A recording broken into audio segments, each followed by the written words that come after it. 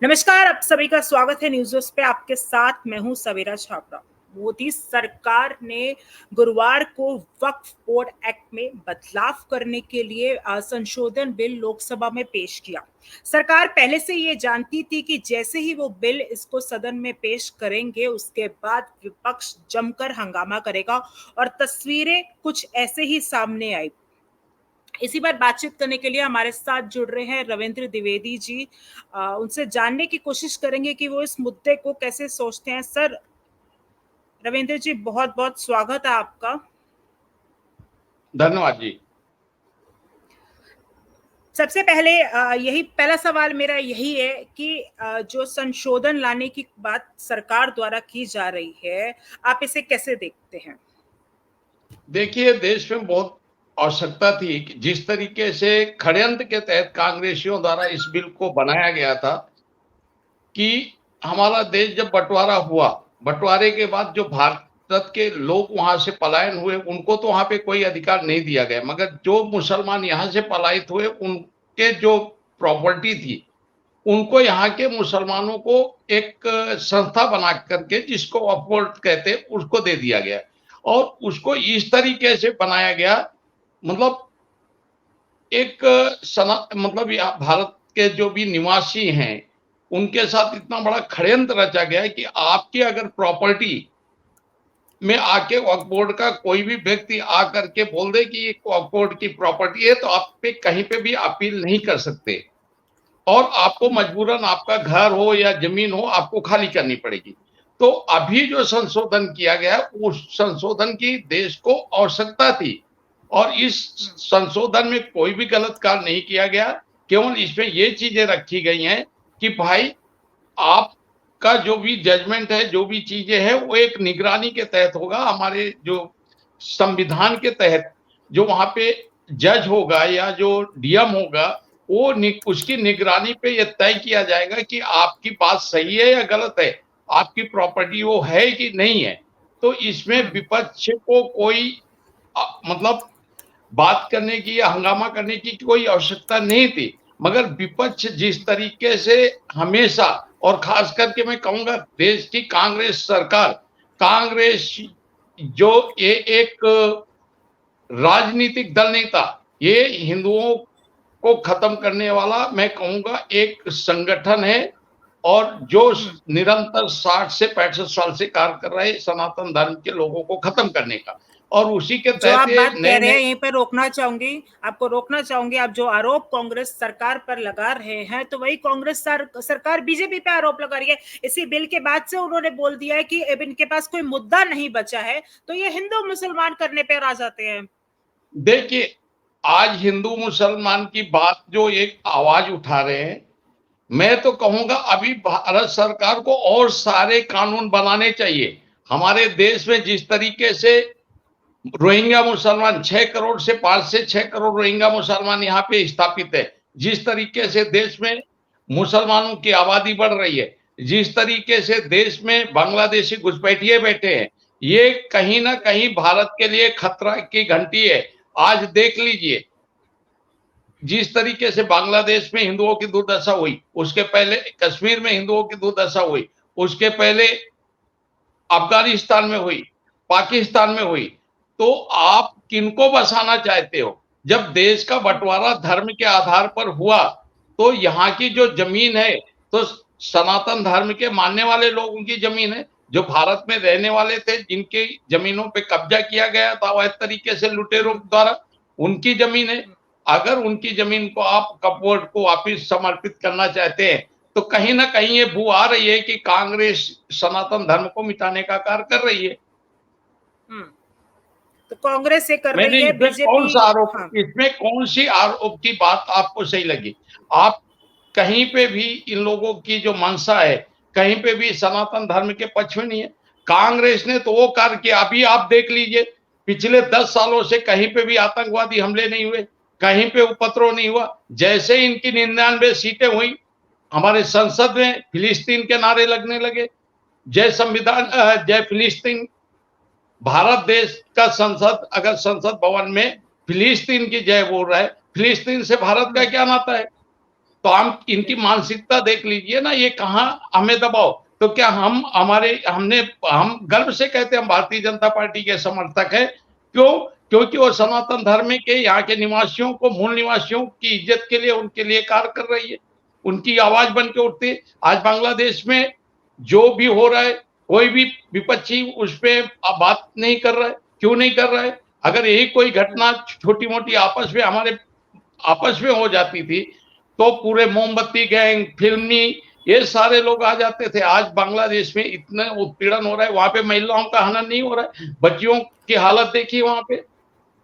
बांग्लादेश की आप ये बात कर रहे हैं, तो बांग्लादेश की आप बात कर रहे हैं, वहां की प्रधानमंत्री इस्तीफा देकर भारत आ जाती हैं, और जिस तरीके की वही वो तानाशाही का रूप उनका एक तरह से साबित हो, मतलब वहां दिखाया जाता है कि तानाशाही का रूप है। जो वहां पर युवा प्रदर्शन कर रहे थे, किस लिए कर रहे थे? अपनी नौकरियों को लेकर, आरक्षण की मांग को लेकर प्रदर्शन कर रहे थे। क्या वो हालात भारत में भी होते हुए नजर आ रहे हैं? जी बिल्कुल, जिस तरीके से विपक्षियों के द्वारा षड्यंत्र रचा जा रहा है, जिस तरीके से राहुल गांधी देश हित के लिए, देश राष्ट्र के विकास के लिए ना कार्य करते हुए युवाओं को भड़काने का कार्य कर रहे हैं, जिस तरीके से अखिलेश यादव ने जातिवादी मानसिकता फैलाई उत्तर प्रदेश में, जिस तरीके से अरविंद केजरीवाल ने कार्य किया, जिस तरीके से अभी जो हिंदू राष्ट्र कहेंगे, हिंदू हृदय सम्राट, उनके पुत्र अपनी कुर्सी जाने के बाद जिस तरीके से कार्य कर रहे हैं उद्धव ठाकरे जी, वो आने वाले समय में देश हित के लिए नहीं है। इसलिए मैं कहूंगा सनातन धर्म के मानने वाले लोगों को कि ये काले अंग्रेज हैं, ये आपको जातियों में बांट करके सत्ता प्राप्ति करने का लक्ष्य प्राप्त कर रहे हैं। इसलिए इनकी बातों पे मत आइए। जिस तरीके से जातिवादी जहर घोला जा रहा है समाज में, जिस तरीके से समाज को दूषित किया जा रहा है इन नेताओं के द्वारा, ये देश के लिए खतरे की घंटी है। और मैं भारत सरकार से चाहूंगा कि इस पे पैनी नजर रखे, नहीं तो आने वाले समय में जो घटना बांग्लादेश में हुई है, जो पाकिस्तान में हुई है, उसी व्यवस्था को ये यहाँ पे अपनी सत्ता के चक्कर में ना लागू कर दे तो कोई बड़ी बात नहीं है। तमाम युवा प्रोटेस्ट कर रहे हैं सर, तमाम युवा प्रोटेस्ट कर रहे हैं बेरोजगारी को लेकर, महंगाई को लेकर। मैं आपको बता देना चाहता हूं, व्यापारी होने के साथ साथ हमारा आज समाज, इन लोगों ने जो जहर फ्री की सेवा, जो 8,500 लाख रुपए जो रेवड़ी बांटी है, आज लोग क्या कर रहे हैं? मैं तो कहता हूं देश की सरकारों को और हमारे जो टैक्स पेयर लोगों को एकत्र होकर के एक सुप्रीम कोर्ट में याचिका डालनी चाहिए कि कोई भी फ्री की सेवा नहीं होनी चाहिए। आज बहुत सारे रोजगार है, मगर रोजगार कोई करना नहीं चाहता है। आप कहीं पे भी किसी देश में भी देख लीजिए, जीपीडी का 2% ही सरकारी नौकरी मिलती है। आप चाहेंगे सारे लोग सरकारी नौकरी, और सरकारी नौकरी में जाकर के देखिए आप व्यवस्था। मैं आपको बता देता हूं, बैंक ऑफ बड़ौदा की व्यवस्था ये है। मैं कानपुर गया, वहां पे मैंने एक फैक्ट्री डाली, और फैक्ट्री पे अकाउंट खोलने के लिए जब मैं ब्रांच में गया तो उस ब्रांच के अधिकारी को ये पता नहीं है कि लिमिटेड कंपनी का अकाउंट किस तरीके से खोला जाता है। ये सरकारी चीजों की व्यवस्था है। उसी जगह मैंने वो प्राइवेट अकाउंट के लिए, और 2 घंटा मेरा समय बर्बाद हुआ। मैंने प्राइवेट बैंकर को बुलाया, 2 घंटे के अंदर मेरा अकाउंट खोल के चला गया। तो इनको सरकारी नौकरी इसलिए चाहिए, जाकर के वहां पे आराम पाए, भ्रष्टाचार करे। अगर इनको करना है तो आज बहुत सारे, आप काम नहीं कर रहे, आप बेरोजगार हैं, बताइए मुझे। आज हमारे पास बहुत सारे ऑप्शन है, कर रहे हैं ना, हम काम कर रहे हैं ना, हमें सरकारी नौकरी नहीं मिली ना, हम भी तो काम कर रहे हैं, हम भी मेहनत करके बिजनेस कर रहे हैं ना लोगों के साथ। तो अगर हम चाहे, मेहनत करना चाहे, तो हमारे साथ बहुत सारे ऑप्शन है। इस समय देश में बहुत सारे डेवलपमेंट हो रहे हैं, उन डेवलपमेंट के हम भागीदार बने। हमारी शिक्षा के अनुसार हम जिस योग है उस योग का कार्य करें, मगर हमें कोई चीज आती नहीं। हमने फर्जी डिग्रियां ले ली। आज बहुत सारे यूनिवर्सिटी ऐसे खुले पड़े हैं जो डिग्रियां बांट रहे हैं, और उन डिग्रियों के आधार पर इनको सरकारी नौकरी चाहिए। फ्री की रेवड़ी की आप बात कर रहे हैं, तो फ्री का राशन तो बीजेपी सरकार भी बांट रही थी, जिसका मुद्दा उन्होंने 2024 के चुनाव में किया। जी बिल्कुल गलत है, मैं उसके भी खिलाफ हूं। कुछ भी फ्री नहीं होना चाहिए। केवल हमारे देश में शिक्षा, स्वास्थ्य व्यवस्था और किसानों के लिए केवल बिजली, इन 3 चीजों के अलावा कोई भी चीज किसी भी व्यक्ति को फ्री नहीं देनी चाहिए। इसी फ्री के कारण इस देश को अव्यवस्था का कारण झेलना पड़ रहा है। अगर हमारी सरकारें सही तरीके से काम करें, सही तरीके से सिस्टम को लागू करें, तो इस देश को विश्व गुरु बनने से कोई नहीं रोक सकता।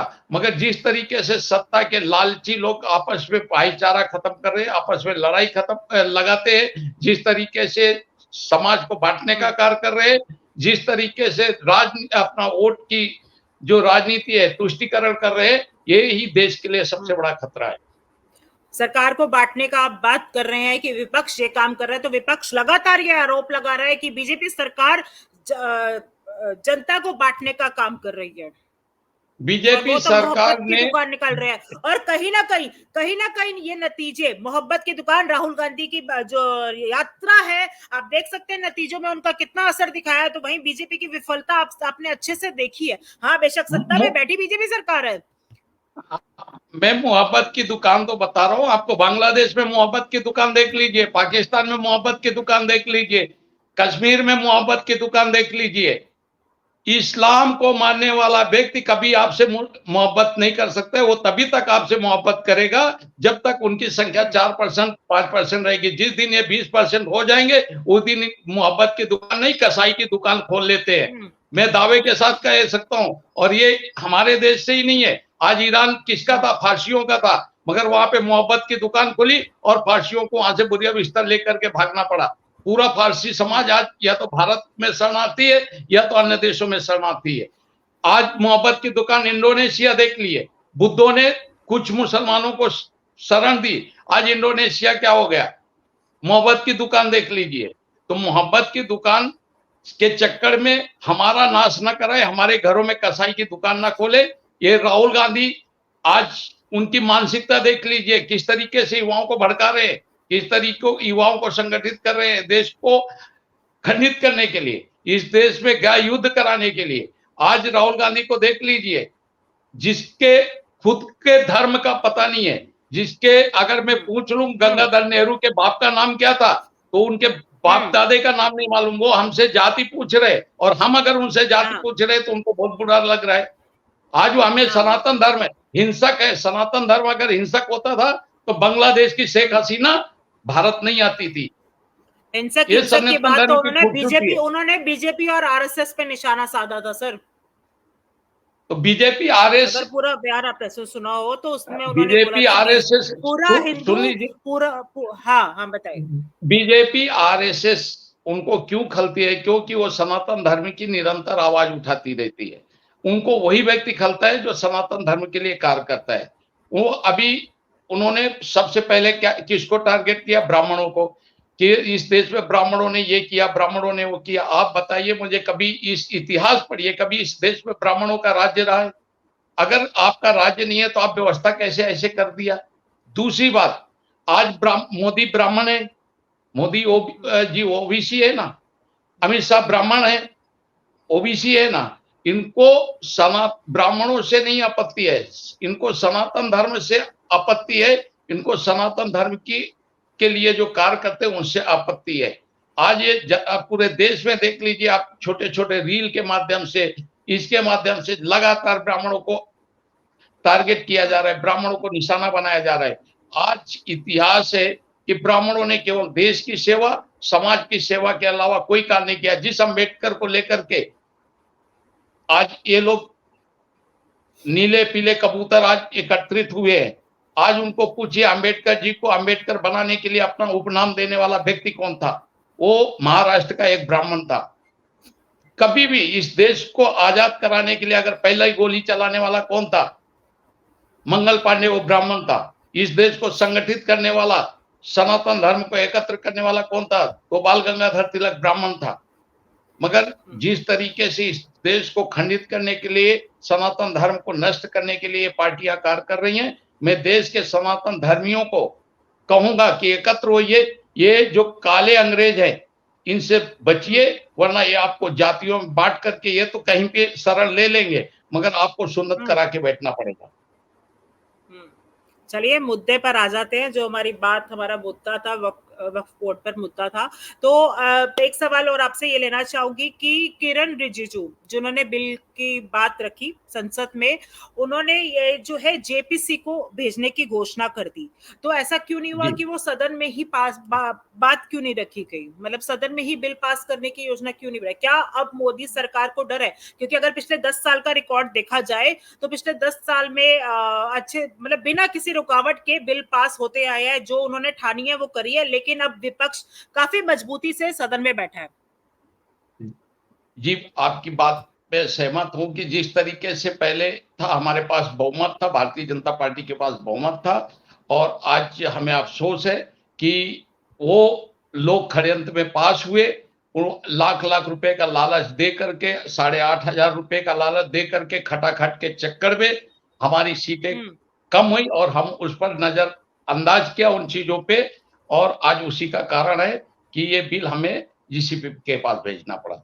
अगर उस समय हो सकता था हम थोड़ी सी सावधानी बरतते थे और हमारे वरिष्ठ जो नेतागण हैं उन चीजों पे ध्यान देते थे कि 8,500 रुपया, और उनको लोगों तक समझा पाते थे कि 65 लाख करोड़ हमारे देश की महिलाएं हैं और हमारे देश का जो जीडीपी है वो भी इतना नहीं है, तो 65 लाख करोड़ रुपया हर साल महिलाओं को कैसे देंगे, इस तरीके की बात लोगों तक समझा पाते थे, तो शायद ये व्यवस्था अव्यवस्थित नहीं होती थी, आज हमें जीसीपी के पास नहीं जाना पड़ता था। आज मैं आपको बता देना चाहता हूं कि कहीं ना कहीं ओवर कॉन्फिडेंस रहा है भारतीय जनता पार्टी का, कि उन्होंने सोचा हमने बहुत विकास किया, हमने 370 खत्म कर दिया, हमने धारा अपना राम मंदिर बनवा दिया। उस अति उत्साह के कारण ये ऐसी व्यवस्था हुई है, और शायद आज वरिष्ठ नेता उसके लिए पछतावा भी करेंगे और आने वाले समय में सचेत होकर के उसके लिए कार्य करेंगे। राम मंदिर भी बनवा दिया, अयोध्या जैसी हॉट सीट बीजेपी हार जाती है, क्या कहेंगे उसके बारे में? नहीं, मैं कहूंगा ना, यही तो दुर्भाग्य है सनातन धर्म के मानने वालों को कि हम लोग लाख रुपए के चक्कर में बिक गए, और ये आज का इतिहास नहीं है, ये इतिहास जमानों पहले है कि हम इतने बड़े मूर्ख है, कैलकुलेटर ही नहीं कर पाए कि इस देश में 65 लाख करोड़ महिलाएं हैं, लाख लाख रुपए लोग लाएंगे कहां से, हमारे लालच के। और ये इतिहास रहा है, और इतिहास के कारण ही विदेशियों ने इस देश में आक्रमण किया है। मैं एक बुक पढ़ा था, नाम भूल गया वो अंग्रेज का, उसने लिखा कि हिंदुओं के अंदर इतनी मूर्खता बढ़ी है कि हम किसी राजा का जब राज्य छीनते थे तो वहां की जनता हमें ताली बजा करके स्वागत करती थी। तो हमारी समस्या ये है कि बकरे को एक डंडा मार दो तो मालिक से भाग करके कसाई की दुकान में चला जाता है, वो ये नहीं तो कहीं सोचता ना है कहीं कि आपको मालिक। ऐसे ये तो ये बात तो खैर एक बात रखने वाली आप बात करें, लेकिन कहीं ना कहीं ऐसा आपको लगता नहीं है कि बीजेपी में कमियां रही जिस वजह से इस तरीके के नतीजे आए, अयोध्या बद्रीनाथ जैसी सीटें वो हार जाते हैं? बीजेपी में मैंने कहा बीजेपी के अंदर अति उत्साह था कि हमने इतना कार्य किया, और सही तरीके से। दूसरी सबसे बड़ी कमी है बीजेपी के अंदर, जैसे अन्य पार्टियां हैं अपने कार्यकर्ताओं को, चाहे वो छल करे, चाहे बल का प्रयोग करे, चाहे किसी भी तरीके से गलत कार्य करे, उनका समर्थन करती। बीजेपी के अंदर सबसे बड़ी बात, कहूं अच्छी बात हो या गंदी बात हो, अब गंदी बात है हमारे जो कार्यकर्ताओं के लिए कि ये सहयोग नहीं करते हैं। अगर कार्यकर्ता जरा से कहीं पे कुछ छोटे से भी मामले में फंस गया तो ये लोग उसको दूध की मक्खी के जैसा निकाल के फेंक देते हैं। अभी एक ताजा उदाहरण मैं अयोध्या का ही बता रहा हूं, वहां के माननीय संसद जी का सहयोगी जो बलात्कार में शामिल था बच्ची के साथ में, अब अखिलेश यादव जैसे बोलते हैं डीएनए टेस्ट कराओ, मगर बीजेपी होती थी ना, बिना कुछ किए उस व्यक्ति को उठा के जेल में डाल देती थी। इसलिए बीजेपी को मैं कहूंगा कि आप पहले जांच कराइए कि व्यक्ति दोषी है कि नहीं, आप तुरंत एक्शन मत लीजिए। मैं पिछले समय कानपुर गया, वहां पे किसी बंदे से, कारपोरेटर था भारतीय जनता पार्टी का, उसकी वाइफ थी, और उस व्यक्ति का एक सरदार के साथ झगड़ा हो गया, उसने 2 झापड़ सरदार को मार दिया। उसको इतना मुद्दा तोल दिया गया कि उस बीजेपी कार्यकर्ता को माननीय मुख्यमंत्री ने 25,000 रुपये का इनाम घोषित कर दिया कि इसको अगर नहीं अरेस्ट किया तो 25,000 रुपये मिलेगा। तो इस तरीके का कार्य भारतीय जनता पार्टी नहीं करे और संगठन को ध्यान दे, क्योंकि संगठन से ही सरकारें बनती है। ये लोग संगठन को भूल जाते हैं। मैं आपके चैनल के माध्यम से खुले मंच से भी ये बात बोल चुका हूं और आज भी बोल रहा हूं कि भारतीय जनता पार्टी की ये सबसे बड़ी गलती है कि जो इनका सहयोग करते हैं उनके लिए कम कार्य करते हैं और ये उदासीन ज्यादा बन जाते हैं। तो वो चलिए चीजों आखिरी पर ध्यान सवाल देने इसी की पर ही आवश्यकता है। आखिरी सवाल वो यही लूंगी चीजों कि आपके में संगठन की मजबूती नहीं रही है, आपसी मनमुटाव रहा है जिस वजह से ये नतीजे आए हैं।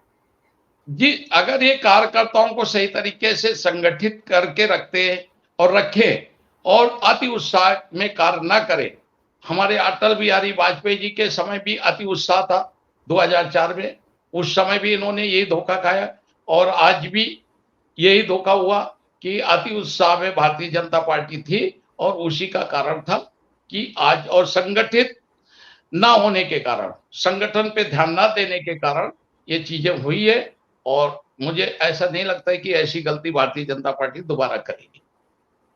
चलिए बहुत बहुत रविंद्र जी हमसे बातचीत करने के लिए, हमें समय देने के लिए।